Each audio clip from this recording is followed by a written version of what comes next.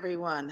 My name's Andrea Douglas, and I am the Executive Director of the Jefferson School African American Heritage Center.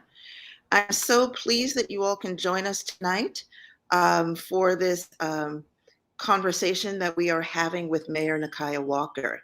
It is really fitting that this is the last conversation that we're having for this year, and I can think of no better person or no one that I want to talk to more as 2021 leaves us and we move into 2022.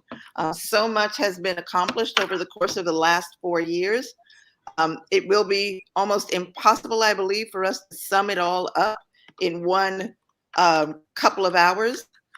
But to end her mayorship on this day where we mourn our beloved Bell Hooks also seems to be the right kind of center of star alignment, I would say. I find, of course, Bell Hooks critic and cultural descriptor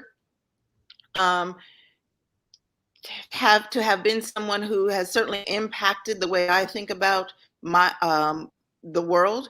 And I also want to say that I think Nikayuh Walker is someone who has impacted the way I think about the world. So there's a great alignment with tonight's conversation.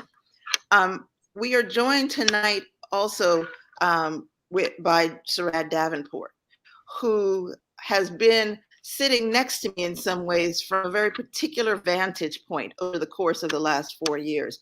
All of the interviews that we have been able to do with Mayor Walker, we have done them in the Vinegar Hill magazine as a way of having Mayor Walker's words speak to the constituency that is somewhat defined by the idea and the promise of Vinegar Hill. So Sarad's gonna start the conversation with us. Unfortunately, he's going to have to leave midway through, but we'll continue to talk. So Sarad, thanks so much for joining us. Please say a few words before we begin this really important conversation. Well, great. I appreciate the opportunity to be on and to be a part of the conversation in general. And I know both of you, Andrea for a while and Nikayuh ever since we were kids running around in Charlottesville finding our way. So just excited to be here today. I first want to shout out, our publisher and visionary, Eddie Harris, who actually is the publisher and visionary for the whole Vinegar Hill movement, and just happy to kind of continue to be a part of the vision and the mission that he set out more than 10 years ago.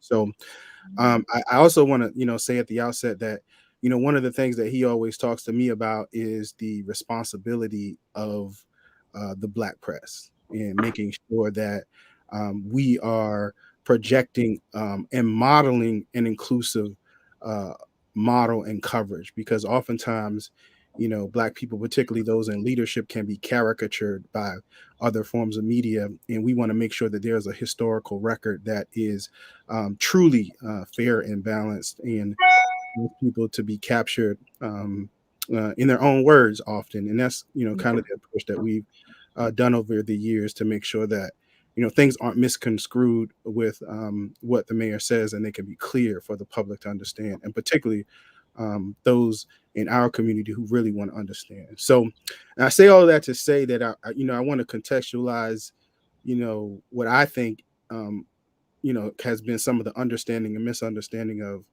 Mayor Walker's leadership over the years. And I think it's like kind of like what I call, or Common would say, Black mama love, right? And like, if you never had a Black mother, there's certain things you just wouldn't understand. And I think that,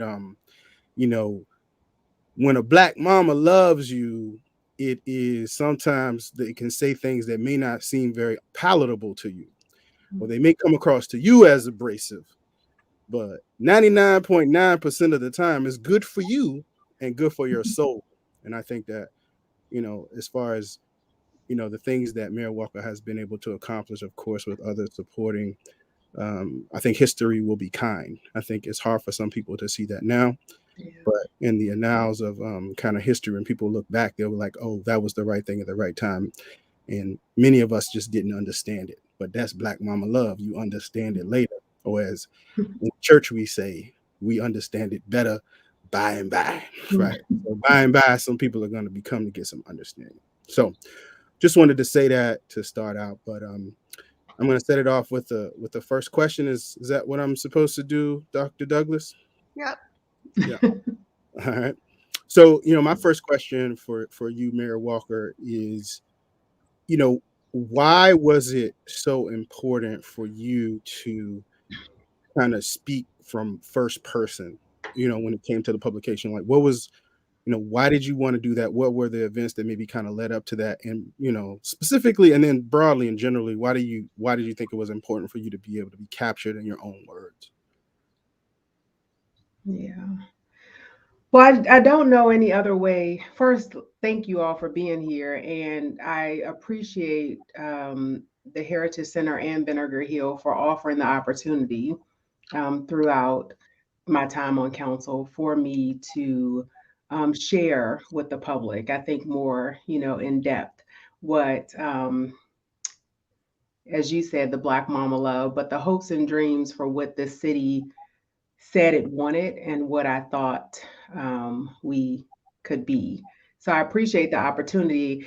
History will be so kind, and they will have to go to these Vinegar Hill publications to find out a lot of the information when they're doing their research. But I have no doubt that what will be written will be very, very kind. So I appreciate you all for giving that opportunity, and I look forward to us discussing it in the years to come.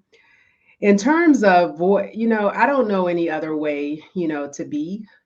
And it was so important to fight this fight, whether other people understood it or not. I think that it set us on a path that I hope is continued and that I think is going to be a challenge not to continue. Um, and especially this conversation, cities, governments, local, state, and federal, they're not in the business necessarily of changing lives, and especially lives that haven't mattered to them over the course of history. And in this community, we've been in the business of doing that for the past 4 years. And we've been doing it longer, but I was just really persistent about not letting this community off the hook for what it said it wanted. Um, and because of that persistence, I think that we are going to be on a new path. So, May, I wanted to read. I started out talking about bell hooks, and I wanted to read a particular quote to you because this entire 4 years that I've gotten to know you, what I appreciate most is your unflagging optimism. Mhm. And even in moments where it would be hard to keep a positive viewpoint, you always seem to be able to do that. And so, according to bell hooks, hope is essential to any political struggle for radical change when the overall social climate promotes disillusionment and despair. Yeah. So, in your world, what does hope look like? Yeah. So I didn't pull out the bell hooks today, but yeah, it's so I know you got it unfortunate. close to you sometimes, though. I do. I'm thinking they're all about love, new visions, Exactly, exactly. but it's so unfortunate when we lose such greatness and such inspiration because we need that as we try to figure this world out. But in terms of hope, I I have to thank those Black mamas and grandmothers that I had. I'm a fighter, and everybody has seen that over the past 4 years. But I've shared in a few spaces that as much as I am a fighter, I'm also equally as loving and caring because I was raised by, my great grandmother, grandmother, mother, three of the most caring women. That has ever stepped foot on this earth. And I don't know all women, but I'm gonna just claim that. And because of that, it's just hard to really lose hope no matter what. So I can come out of real intense situations and still end up in a space where I'm looking forward and leading from love, even though maybe people don't see that, and still being able to, be persistent about the vision and the course that we're on. And I don't think there's that it's possible without maintaining hope, because if you lose it, and that's one of the things I asked myself at the end of last year and into this year, like what was possible. I did not want to let being in this position destroy me as I contemplated whether I would run again, and for me to lose those pieces of me that was equally as sensitive and spiritual and loving as the opposite end of that spectrum, complete fire. And you might feel like you're in a boxing ring, with me at any moment. And I love that about me. And I never wanted it to, change. And so you have to hold on to hope to not lose that grace within you, so that you actually don't turn into the people who have made the world the place that we are so eager to fix. Yeah, I understand that. Um, so you came um, into this work, into this space, as someone who had um, a who had some understanding of government, right? You had some understanding of government. But now Yeah, I didn't for have you, this understanding. well, that's the question. What do you know now that you didn't know then about how this all works? Yeah, I mean, you watch it, you read it, and you think and then you get in it and you realize, oh, I knew the theory of it, and that is all I knew. It is back to the holding on to hope. I am hopeful that people are not who they have shown me to be these past 1400 plus days. I just it's a little it can spike a little fear when you are on the receiving end of the unjust world, and you have loved ones and children that you send out into this world, friends, their families, and you know that you want the world to be this different place. And I'm leaving here with so many questions about, is that actually possible? um, and right now, my answer would be that you really have to get to people individually, shape them, and hope that they go in and prevent a system that affects people negatively from, taking hold. That doesn't deconstruct the systems the way we need them to be deconstructed and as quickly as we do. And so that's a little heartbreaking, for me. But and even the people who fought me, because this is those grandmothers and mothers coming up. I want to still believe that they didn't want, it was more about not losing against me, that they felt like we were in this competition than that they actually wanted this world to remain as it is. If I ended up in a place where I believed that all the criticism and anger and animosity and frustration and all of those things that I faced during my tenure was a result of individual um, not wanting this world to change, I think I would be hopeless. But I know that when people get into this competitive space, and when they are fearful, and when they really are not open minded, and that they're seeing through this very narrow lens, that change is almost impossible during that space. And then you have a person like me who is not considering their feelings. I'm not taking it into consideration. I only have this limited time frame, and your feelings don't matter to me. You need to go and sit on somebody's couch and pay them. if you want somebody to take care of your feelings. And that is different from people who end up in these positions. They are used to people catering to them. If you look at the makeup on council now, you have 4 white people and me. And then you have people who come from a place where they feel like they matter. The world has told them that they do. And so they encounter me, who I'm not interested in appeasing you, making things more palatable for you. That is not my job. And I'm still going to push through this conversation, and I'm not going to accept your crumbs. So I'll leave here with nothing versus accepting your crumbs. And that is also a very good, a very different understanding of what government means. Because what people have told me this entire time is this is about negotiation, consensus. And I'm like, well, unless you are the one who has been, and then I go from everything from enslavement to what modern day enslavement look like. If that's not your story, I'm not here for what you're comfortable, what level of change you're comfortable for. And so those things have had an impact on change, but I don't believe that it has prevented change. The learning curve that this community has gone through, I think, is pretty gentle, even though other people don't see it that way.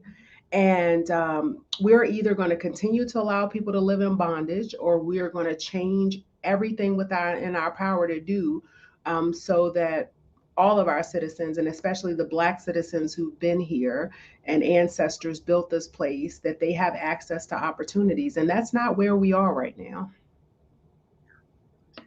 So,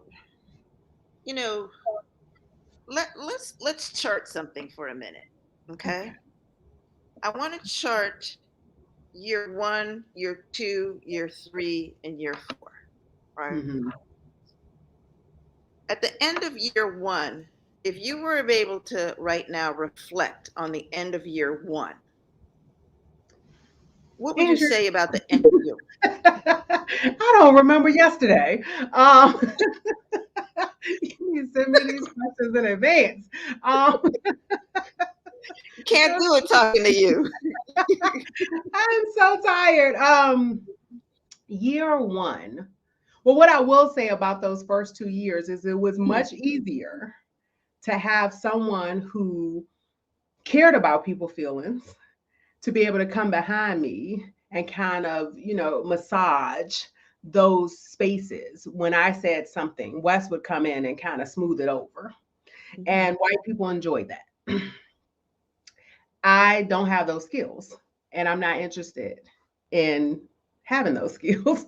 And so that was one, those were big, I think that was a big point in how productive our first 2 years were together, and what we were able to do to assist one another.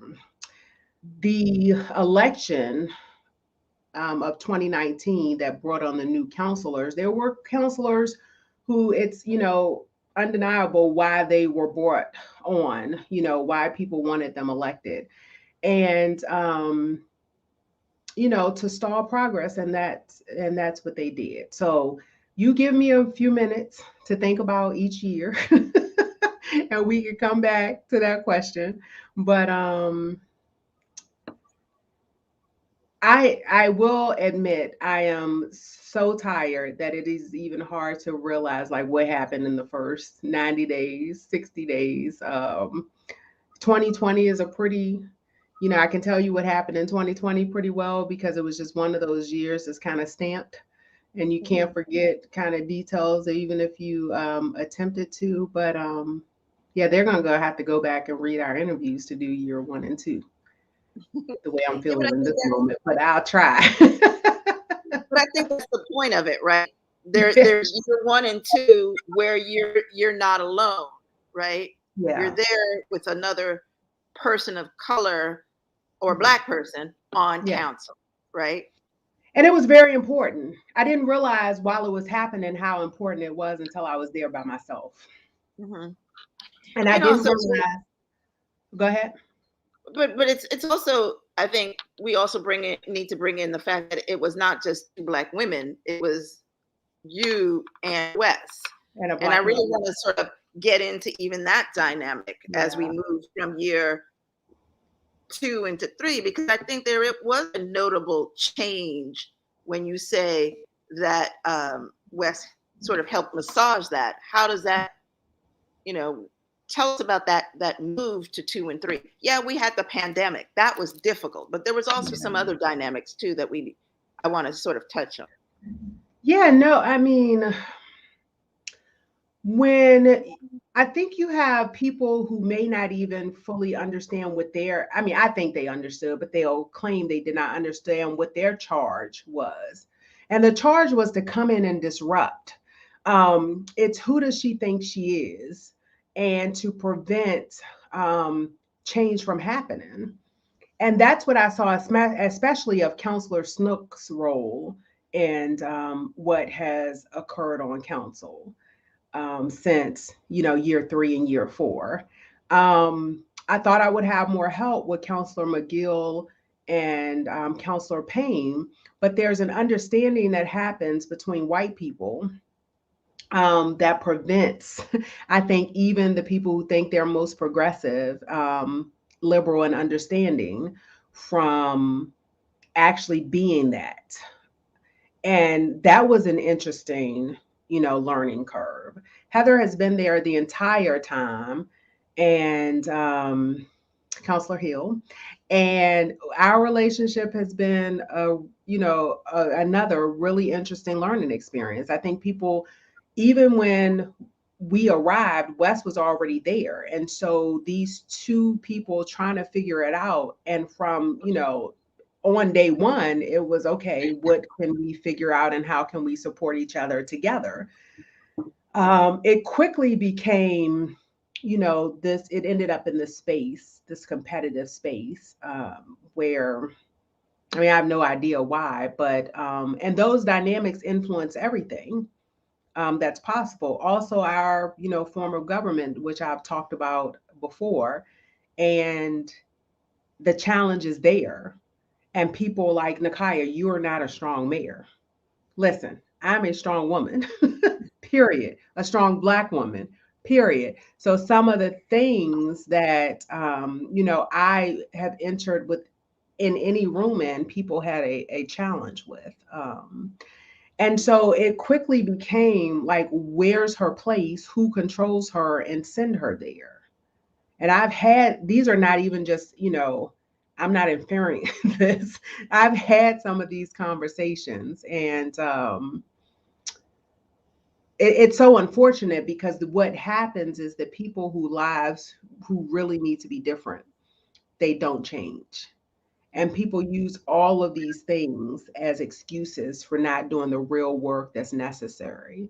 And you can see in some of the votes on council, from anything from not celebrating Thomas Jefferson's birthday to the conversation we had at the last council meeting regarding statue removal. There are some people who they're so wedded to white supremacy in the past, it's just really hard for them to let go. So talk to me a little bit then about even just that last statement, this notion of being wedded to the past and it being hard to let go. Yeah.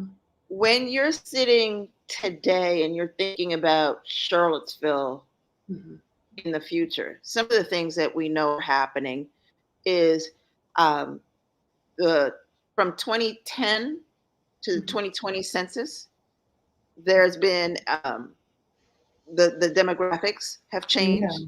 The number of African American people in this community has lessened. All right.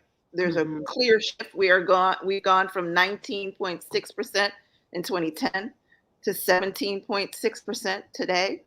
Yeah. The numbers even in the county show that same slide. We understand that there is an increase in our Latin community, an increase in our even Asian community, and now an increase in our new immigrant community as a consequence of some things that have happened globally. Yeah. So Charlottesville is certainly shifting in And they're our comfortable with that. And we have to acknowledge that.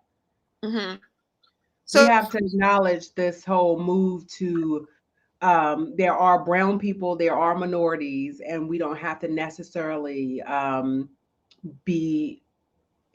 a community that black people are a part of um, to be a community.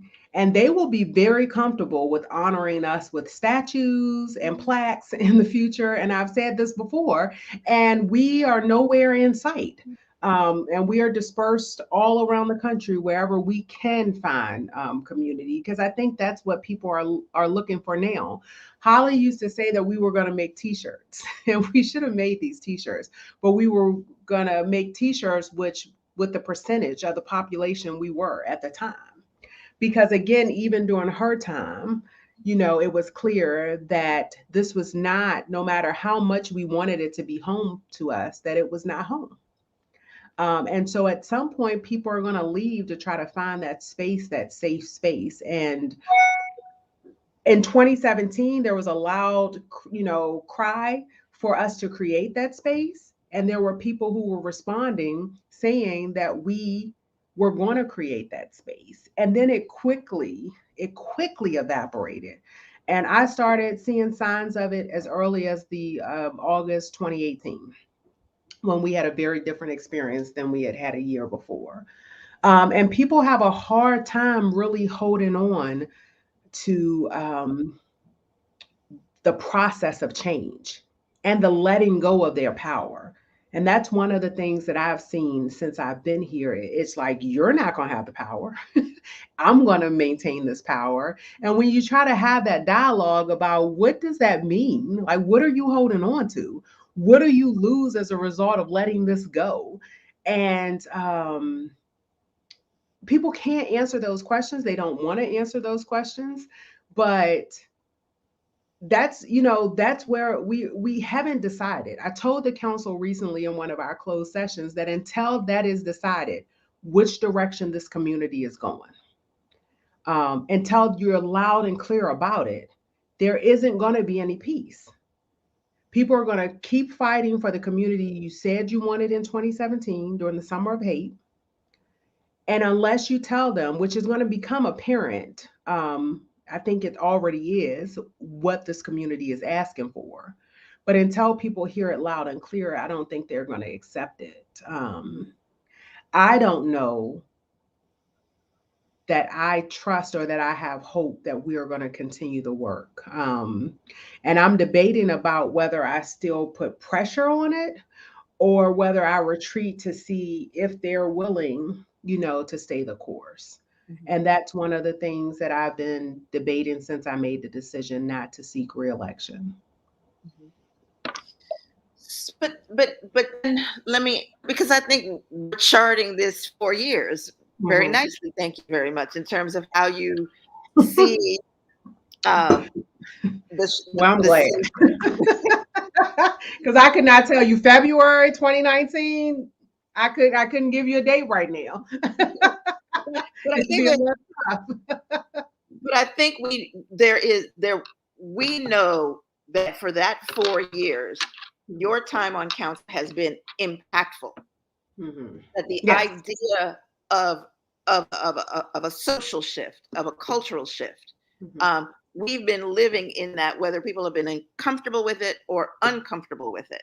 Oh, they've been very uncomfortable, most people. Well, there have been a lot of people who are like, yes, but there have been a lot of people who have been uncomfortable with it and wanting me to change course as a result of that. So that was real. I know how to do that, and that happened, and it's still happening.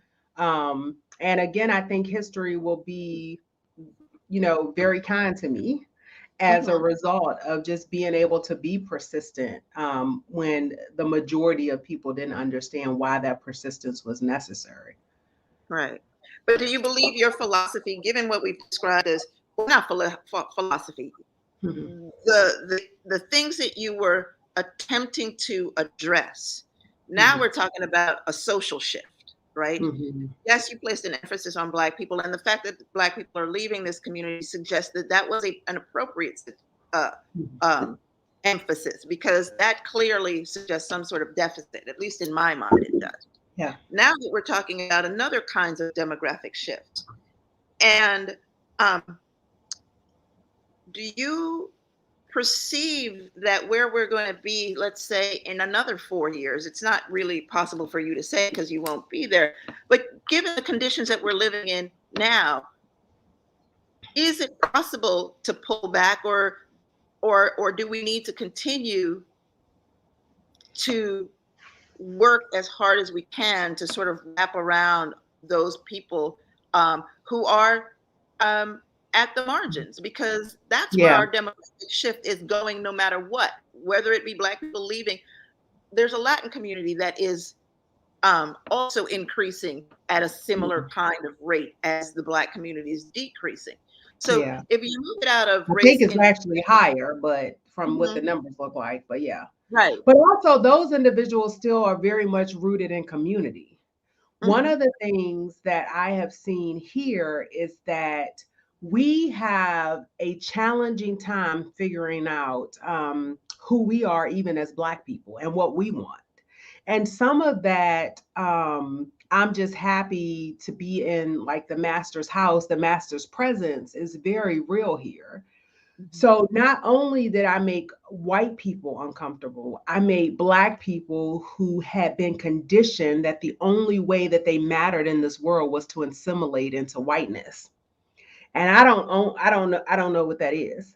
So when they want to challenge me about the way that I operate and how uncomfortable I make people, and if I would just, tone it down, people would accept maybe what I'm saying. And I just asked, just show me a time in history where that worked. Because we have so many examples and it didn't work. And so that's another challenge here is what does it mean to be Black in this community? And who does that have to be okay with? And this is not like all Black people are the same, all Black people have, I'm not talking about that. But when you bring up Hispanic culture, there is still an understanding that we can listen to our music, we can be ourselves, we can send money back home, we can do all these things, and we still matter. And what I've seen with us, and that, people write about this all the time, is that we try to remove ourselves from ourselves sometimes, for people to accept us. And I got so many stories. But the number of Black people that I've had to say, "Are you serious right now?" And they were so serious, and they were so protective of my white colleagues and the white citizens of Charlottesville and their fragility. And it was disgraceful. Maybe that's not the word I should use, but that's how I feel. Well, And that was a challenge. That was a major, major challenge. Again, not everyone, but it was definitely too many people who were just rooting me out the door. And when I asked, or when they were asked, like, why? What am I doing that is uncomfortable to you? Because I did everything really, really well. And no one can take that away. And most of these people didn't even know those things that I was doing well because they weren't paying that much attention. But what they did respond to is their need to be protective of white people who had to share space with me and who didn't feel like I mean, one after one of the council meetings, I received a communication that was like, "You were so mean to them." Like, we were on Zoom. Like, what could I possibly do to them? Like, why do you feel the need to protect them? But they didn't go into what my colleagues were doing to manipulate, the situation and appear to be the ones who were actually trying to push and move things ahead versus the people who were being disruptive, mostly behind the scenes, and didn't want their, their energy to come to light.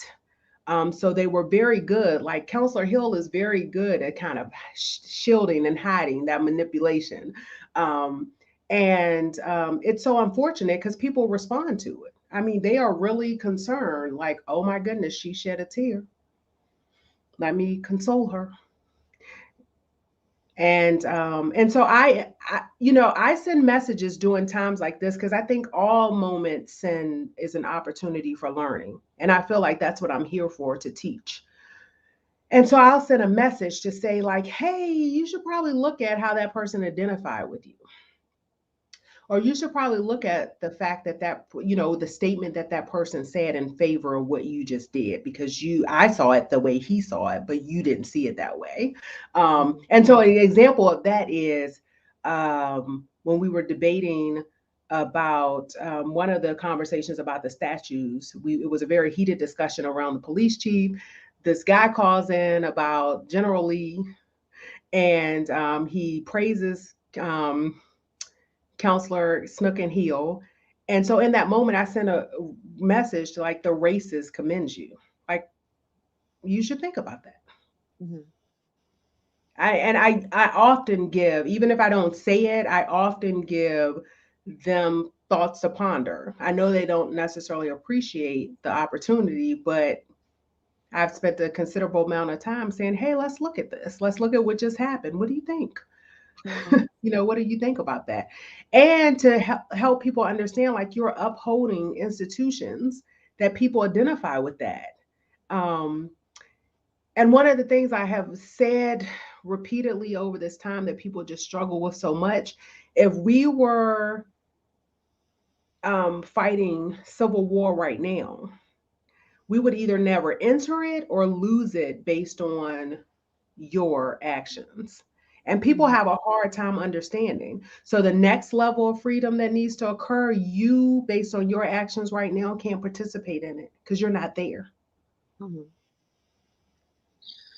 So I want to ask you a little bit about the idea of dysfunction, because we spent a little time or some time leading into this next election with people talking about the dysfunction of government.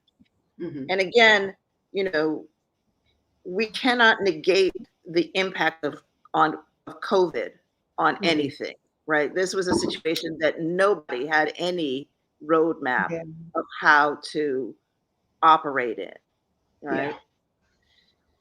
And so in that moment of the unknown,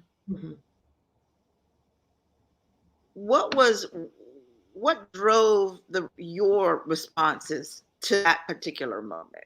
Like, where were you in your thinking? Because I talked to you during that time, and I felt like, not to tell you what you felt like, but I felt like that was really coming from your heart and your need to care and your need to make sure that those who were at the edges of our community had someone who was speaking for them and trying to create a space of protection for them. Yeah. But that's not how it was said. So tell me about that time. Yeah. No, any leader in the room during since March 2020, there is not an email thread that someone can find, a message chain, or a recorded meeting, or an account of me being in the room that people cannot say that I was leading full steam ahead. I don't need to come out and say these things. I received a message maybe end of March, April 2020 from another leader in the community who said, I sat in a meeting and told them that we had to take COVID a lot more seriously than we were. I pushed my colleagues to push the then city manager to close down parts of the city. And they weren't taking, those things seriously. That is documented. That's the kind of leader I am. And when other people were like in this we'll wait and see mode, I was pushing through. I was talking to Dr. Atkins and watching school board meetings and seeing some of the challenge they were having with internet service and making sure, because I knew who would be impacted the most by not being able to get on to an online virtual learning situation. And so I set those type of things up.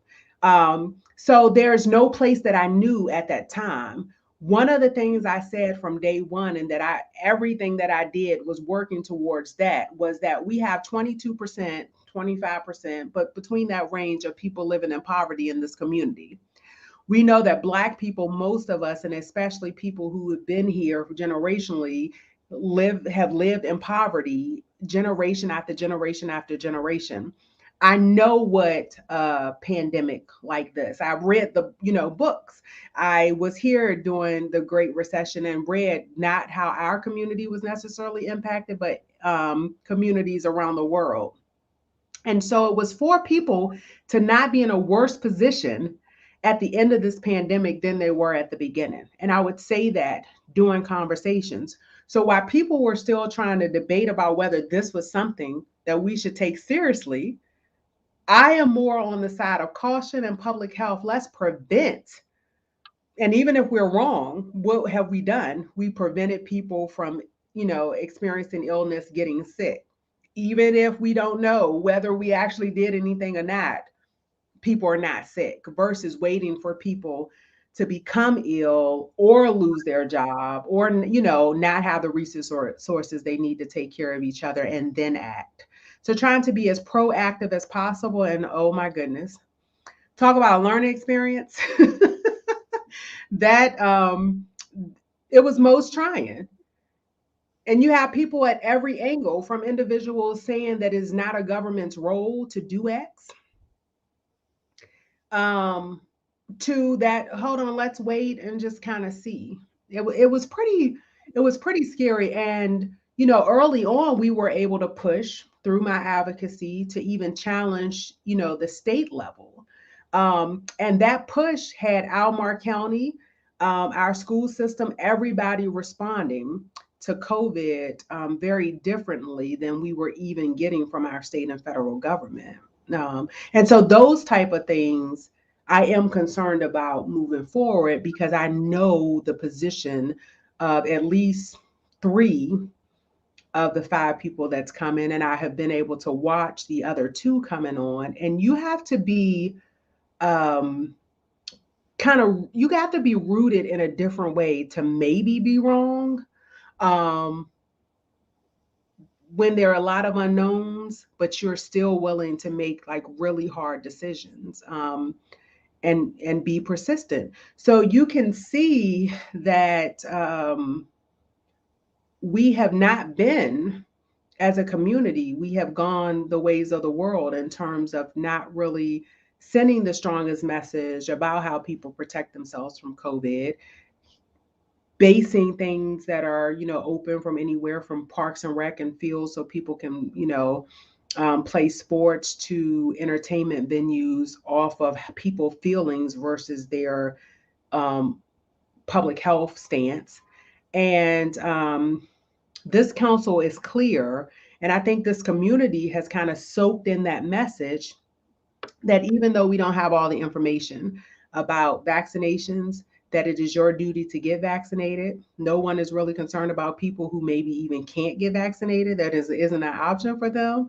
And it's like, get vaccinated and live your life. We will not be impacted. We will not be impacted by this. And so that's a really hard, a really challenging place to be in. And it was some hard decisions to be made. And we know we have a new variant that people are concerned about and trying to, figure out. And based on everything that we've heard from the international community, World Health Organization, things like that, because that's who I'm not the US, not getting my information there. That we know that it's going to be a challenge to come. So the leaders that we have now are going to need to really understand. And I've seen them unmasked out thinking that vaccinations was the only answer. And so even with their personal activities, it's hard to see that they'll be able to tell the community, hey, these are some things that we will need to do differently to be able to make it on the other end of this more whole than not. So you came in on the platform of unmasking the the narrative, right? Yeah. Um, what do you think is your greatest accomplishment over the course of these 4 years? Yeah. I think it's that.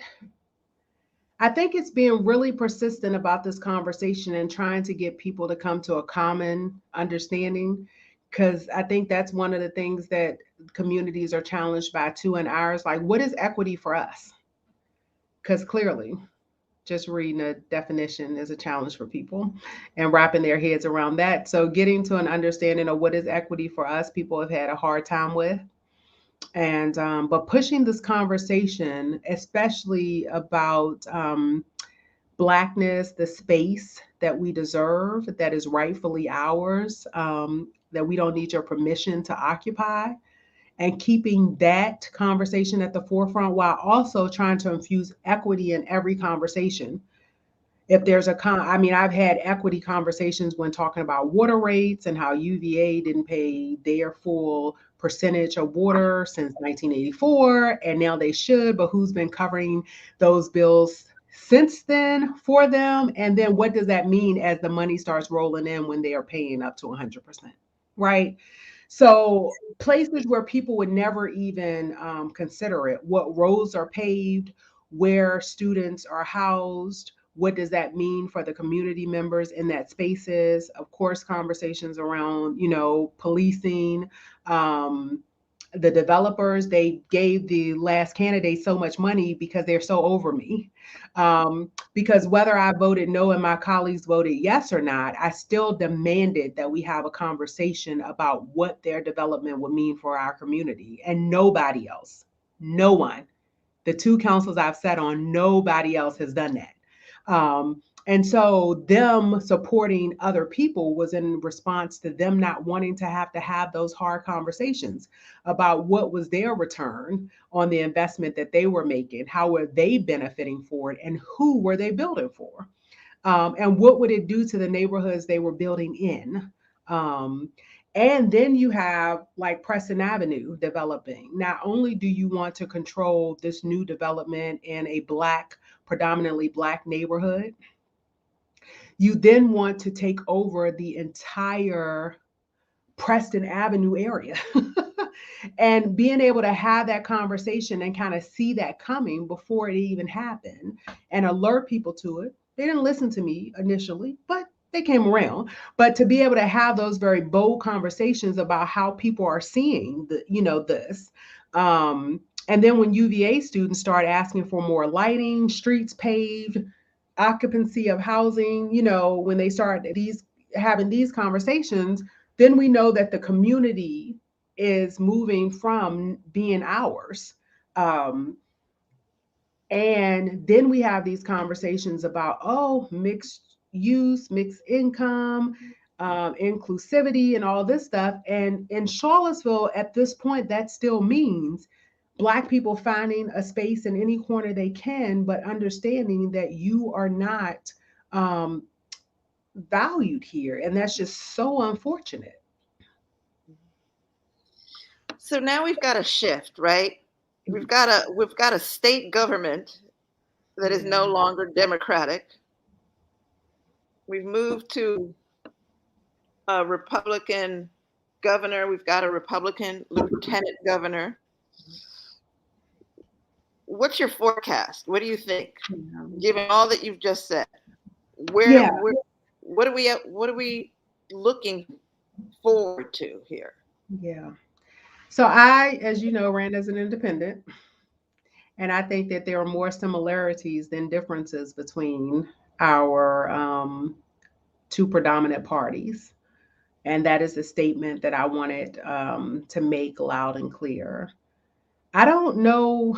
I know it matters, but I don't know if it matters the way that we like to deflect on and hoping that it matters in that way. So yes, we have a governor, a lieutenant governor who's talking about we're going to keep more of your money in your pocket. We know what those type of things mean. We know there may be some rollbacks and, criminal justice and the way we envision education. But I think we just have to be honest with ourselves about what has worked under any administration.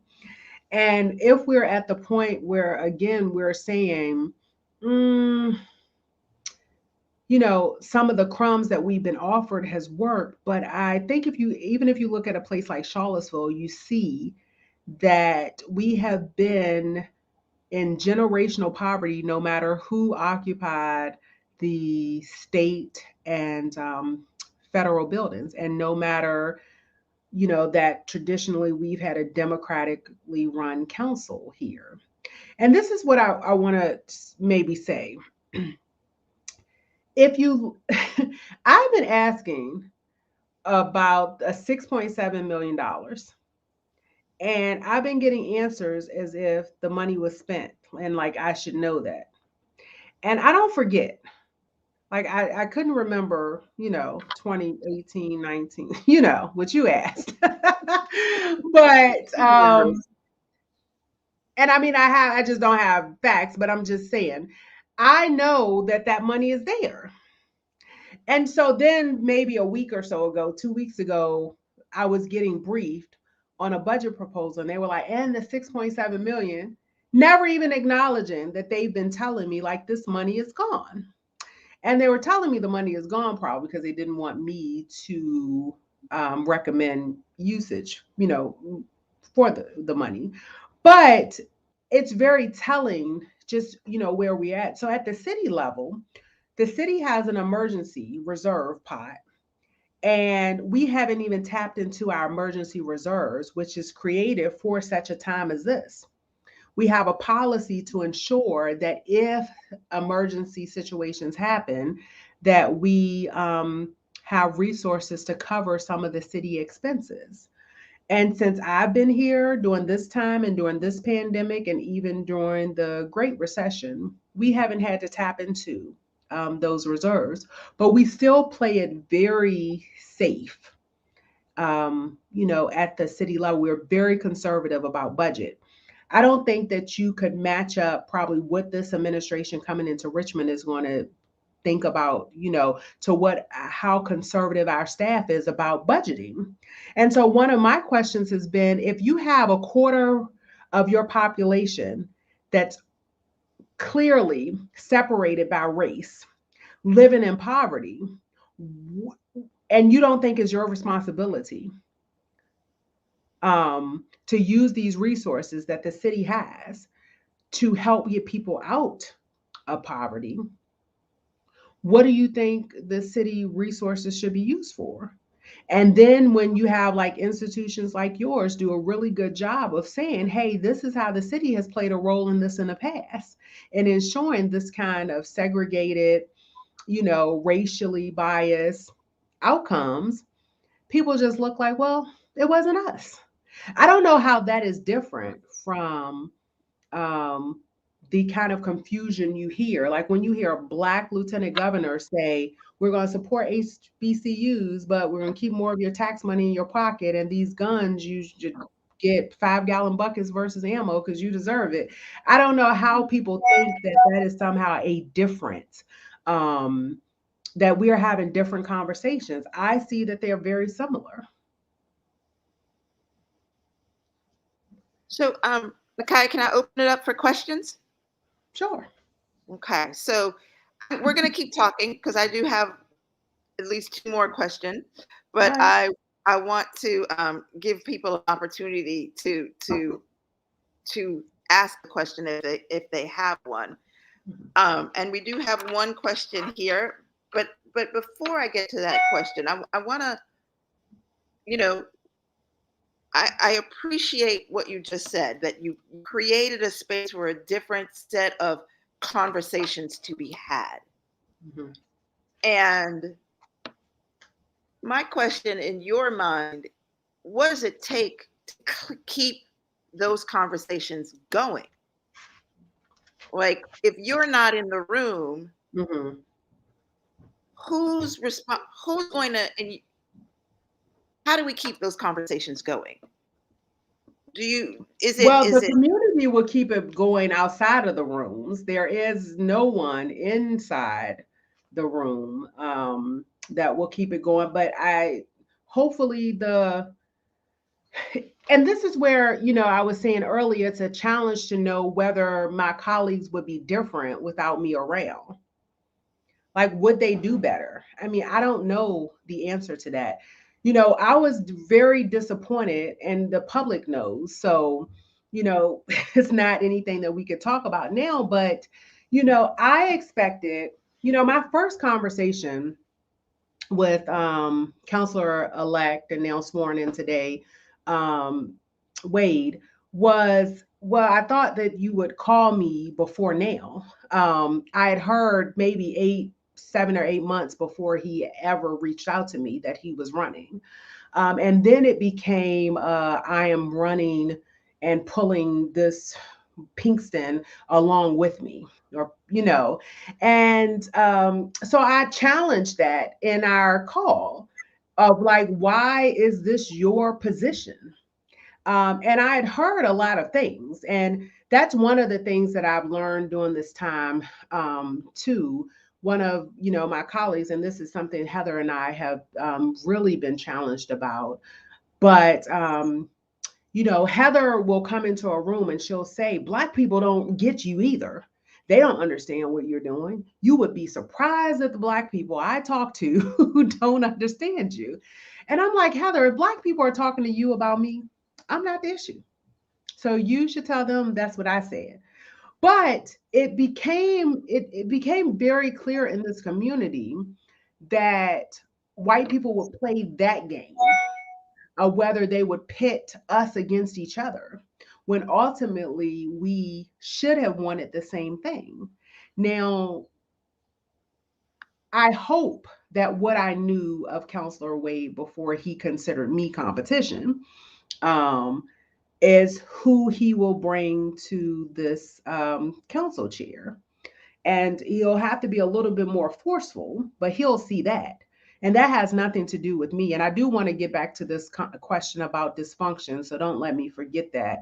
But my brother, who is 30, younger brother who's 35 and now, used to be in Juan's club Afro Journeyman when he was in high school. So that's how I met Juan.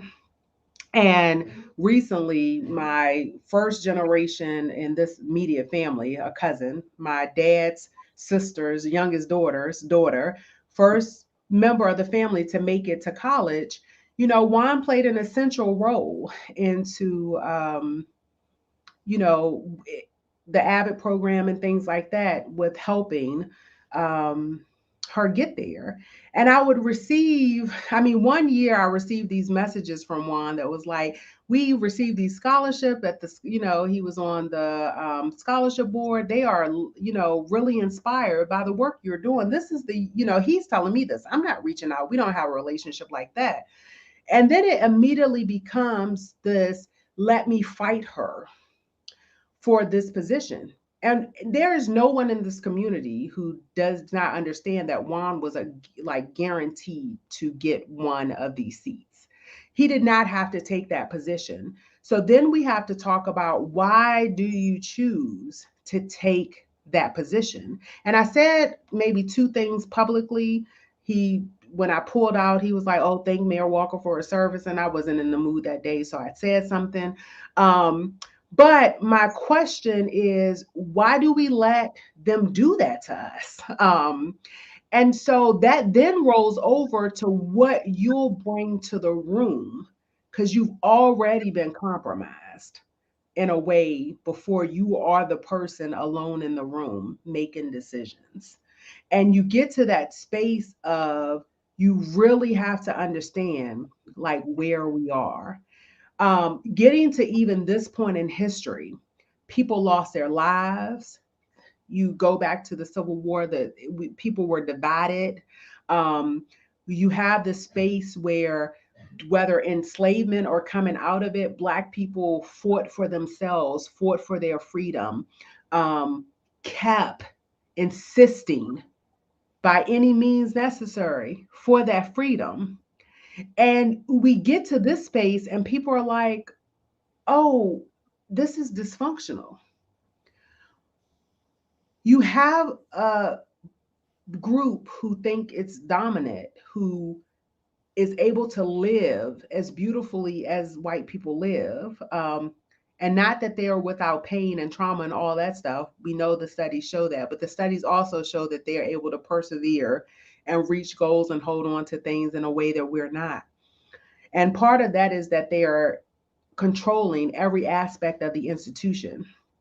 And one thing that I've learned, if you're going to ask me that question, is I know that there are a lot of people in roles they shouldn't be in.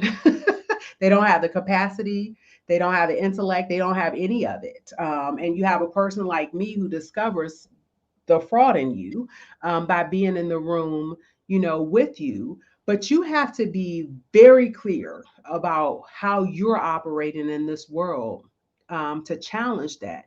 And that's not a challenge about like my life. That is a challenge to make the majority of people's lives better. And I'll get back to what Holly told Wes. Holly West is like, I'm gonna run and I'm gonna do multiple terms. And Holly was like, you're probably not. You're gonna be exhausted at the end of the first term and you're gonna probably not want to do another one. And he's like, no, I am. And this is Holly, completely different than Nikayuh, completely different than Wes. And one thing I think people in Charlottesville don't do is read. There is a old Hook article, Seville Weekly articles, where predominantly white council members are talking about the challenges they have with each other. So people have been able to deflect and say this is a Nikayuh thing. And it's not. What is a Nikayuh thing is that we're going to talk about race in a more dynamic way than we ever have. But that doesn't mean that everything has been sugar plums and roses. Roses. Every council has had challenges. And this council, I am 100% certain, is not going to be different. I think challenge for the community is, do you want people to just have internal disputes, or do you want this dysfunction to be centered around like this major topic of race and reconciliation? And what does true liberation and freedom look like? So you can have these boring disputes around water rates or taking 30 years to pave a road and, get John Warner Parkway up, and another 25 years for the Belmont Bridge and paying staff all along the way while you debate. That can be your disputes. Or you can have these transformative disputes where people's lives generationally are impacted. And so I do not apologize for the energy that I have brought to council, because I have done all of those things really well, those regular city government. I know what's going on there. I have done my homework. I have paid attention during the meetings. There is not one counselor now or that I have served with that could, debate me about any topic and I not know as much or not more as they know. And I didn't pick a topic. I made sure I had the information about all the topics. And I asked hard questions about all the topics, and I didn't leave a room till I had a better grasp of the information. But I also made sure that this thing I think is the business of this country at this moment is, how do you heal from a country whose entire foundation is built upon destroying Black people? And that is a conversation that has been, harder for us to discuss. Yeah. So,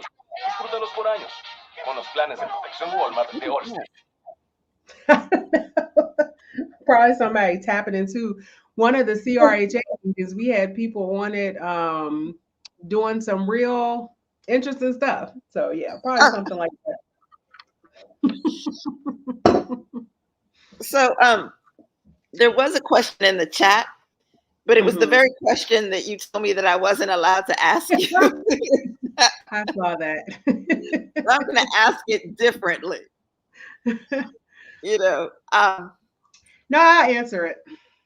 I'm here. I'm here for it. here for it.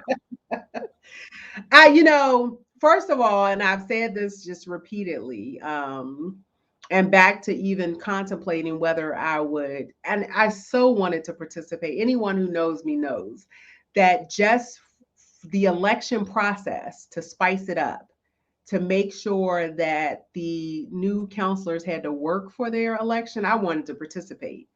But I did not have the energy. And it became more and more apparent that this community was not who it had said it wanted to be, that it did not want to work towards that goal. And so, because I have fought every day, I'm tired.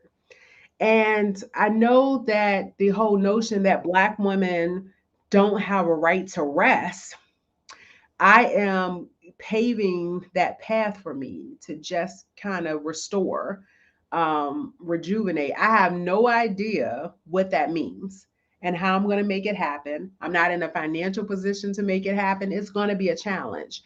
But at this point, I'm not planning, the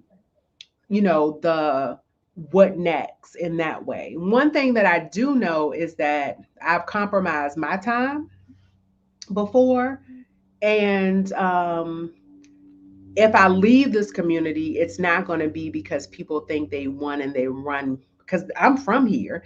And I know that people often pick up and leave when they have challenges in Charlottesville, and Charlottesville is very good about running people away. So part of just that stubbornness in me, even though I don't think it's the healthiest place to be, is to kind of, just get centered a little bit and just figure out next steps. So I don't know, but I'm not just running into anything. I'm not just accepting, you know, anything. And I'm just looking forward to trying to, one, just repair, two, figure out next steps. I need that space. I was not happy with myself about the decision I made, but I will say that I have felt a lot lighter since I made that decision. Would have wanted to make the decision under different circumstances, but one of my former employers said to me, like, "You're a boss," when I was working for him. And like, it's going to be hard for you to be an employee. And I've struggled to be an employee. And I haven't done a really good job at it in the past. But I know after being in this position, and the way this community rallied around in the 2012 timeframe, because I was working actively on a case that they didn't want me to work on through social services, and that limited my opportunities here. And one of the things I have promised myself is to not let people have that level of control over me again. And like the question you asked me about Democrats or Republican, to accept any position at this point that is not really true to my heart, and without me being able to restore to make sure I'm making the right decision, that sleeping on a, not knowing where I would sleep next, because I'm not going to talk about people who don't have those options, but that it seems like it, and I know you don't know until you end up in these situations, but I just don't want to just rush into anything just because that is where the world says we should be. So I should have a plan now, and I don't. And a couple people have, tossed some things around out, and I'm not going to take them. um I am really open to this work, but in a very probably different way. Um, everywhere I go besides home really enjoys my presence there, and learn a lot. And they say it is able to help them do that work better. So I'm sure that this like kind of advisory consultant type of work is in my future.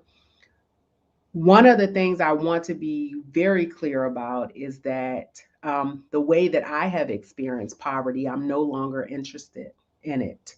So I don't want people to say and not have been forewarned that I'm not at all interested in staying um, in the struggle the way I have been, and I don't plan to do it. So I don't know what that means either, but I'm looking at all of that stuff really differently. And that has been my struggle, Andrea, because you do not want to lose who you are fighting the system. And I understand how people lose themselves in this. I just, I just understand so much. And I've negotiated so many contracts. I've been in the room with people earning lots and lots and lots of money, multiple six figures, millions of dollars a year. And I'm just thinking, like, who, who, why are people paying you all this? Like, what are you bringing to the table?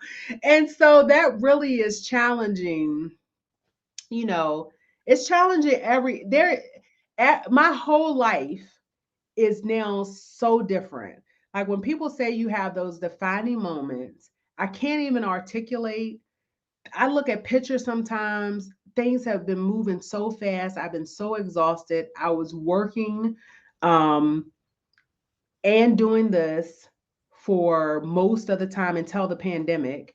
And I have to just have a moment to just kind of breathe and figure that out. And I don't even know what that means yet.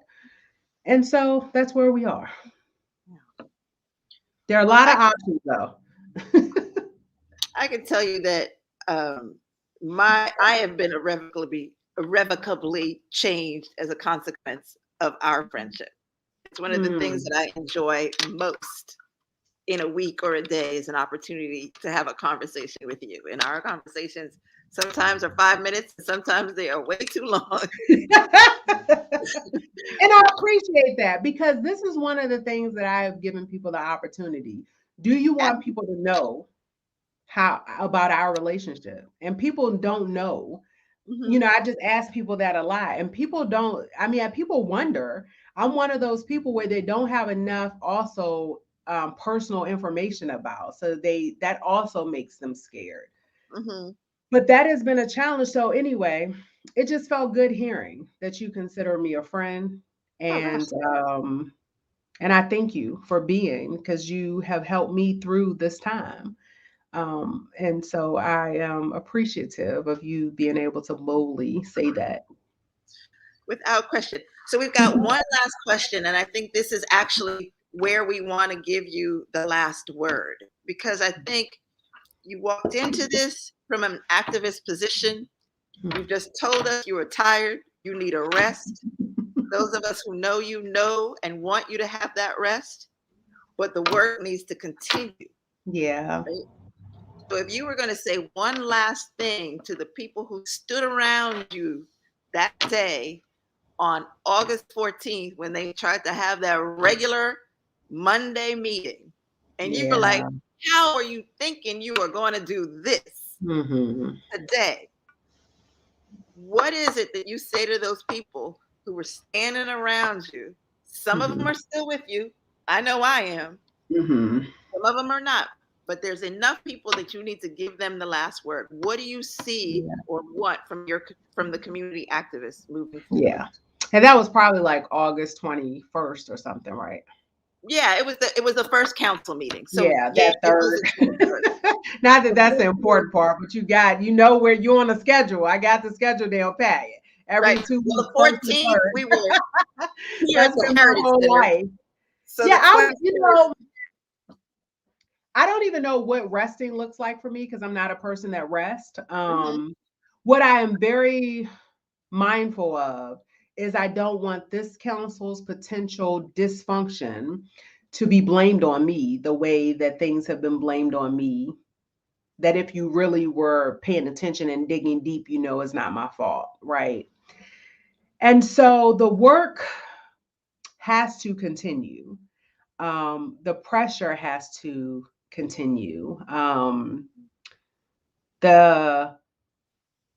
But I think the more importantly, our community, the activist community, the Black community, all parts of that needs to decide who it is and what the goals are. And if you don't do that, you'll end up doing what we've done over the past 4 years, is kind of destroy our movements quietly from within. And it didn't necessarily have to happen externally. Lloyd says often when he's describing city council, he's like, democracy is a contact sport, and they can't handle it. They cannot handle it. And for them, that normal people not having to enter the room, having full control over what happens, is the way that government should work. And these people on the outside who's trying to force me to pay attention to them, I am trying to figure out a way to pay the least attention to them.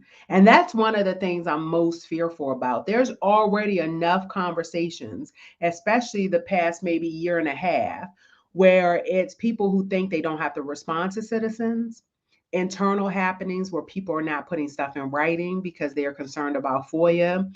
These very open-minded people are having the same conversations that require for these policies to be implemented at every level.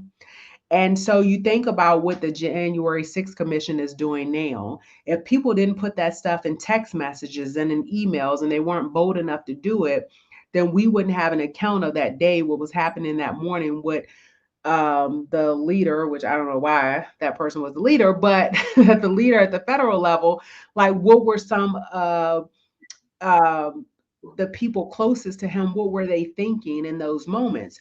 And we have internally our people struggling with, do we even put it down? Do we have these conversations? Because we don't want people, to FOIA us. We are still very much in that place. I'm sure there'll be conversations about what people can say at meetings, when they're restricted. I don't see a very different outcome than when Signer was mayor after, during the Summer of Hate, where people were marched out of council chambers and arrested. We have set up a space where we are I think they are being more clear than the people who were supportive of me are being clear about what kind of community they want. And right now we're at the place of who can kind of get together and organize themselves to make their vision of Charlottesville a reality. And we have to do a lot better to be the winners here. So, and again, most of the people on that equation, especially when we're talking about, our white liberal, I like what Lisa says when she says accomplices, but the people who are, consider themselves allies, that they don't understand sometimes how their understanding of what freedom and liberation is not at all freedom and liberation. And that savior mentality and that need to be at the forefront is very hindering, very hindering too. So we have a lot of spaces where we kind of need to pull together. And I have seen more people just come into agreement with whiteness than before. And the story I'm thinking about right now is during election day in 2017, one of my volunteers, middle-aged white man, basically was with me all day. He was one of the people that was there all day long. And he kept saying he was going to leave, and then he stayed. He kept staying, and he was so excited and hyped, about the whole day. Really good energy. And Counselor Payne wrote this response a couple months ago, and this person, who's no longer a member of this community, but he sent me an email to my response to Counselor Payne, because this is someone that he um, thought they had an understanding, especially around like climate, change and stuff. So he thought that I was being harsh to him. And I reminded him of our conversations while we were standing out in the rain in 2017 together, and thought that he could afford me at least a question of my response to Counselor Payne, and understanding why I responded the way I did, and that Michael doesn't have the right to categorize me in the way that he has since he's been on council. And he doesn't get to use his white privilege to his advantage when he wants to, and the understanding that that's exactly what he's been doing. And so then I received apologies shortly after I sent that message to this individual, who clearly did not understand all the dynamic, but his first response was to protect Michael. Not give me the benefit of the doubt. Someone who said, I believe in you enough to be in this rain all day, and spend most of the time, at the Johnson precinct all day long. And because of that, and because of what he and his wife has said to me so many times, that was one of the times where I was like, I'm going to challenge this. I often challenge, but I just challenged what he thought he knew to be true. And what I've found is that, one, it just takes way too much energy, but most people are just not paying enough attention, and they don't have the right information. But it is, I think, in all of our best interest to acknowledge what, who, and when people associate with. So I have found often that my white colleagues are often given the benefit of the doubt, are not asked to explain themselves, do not have to state their positions. Just they can show up, and they are given the benefit of the doubt of being there for the right reasons and having to deal with me. And very few people ask them, what was your role in this perceived dysfunction? And what I ask people all the time is, how do you expect this kind of change to occur if we are not willing to get down in the dirt and fight for it? I mean, if you think that this is going to be anything, I mean, I would like at this moment to be in a boxing ring with all four of my colleagues. Would love it. And I'm not saying I want to fight them. I'm just saying sometimes that frustration, that anger, working out problems, trying to understand each other can happen in those spaces a little bit better.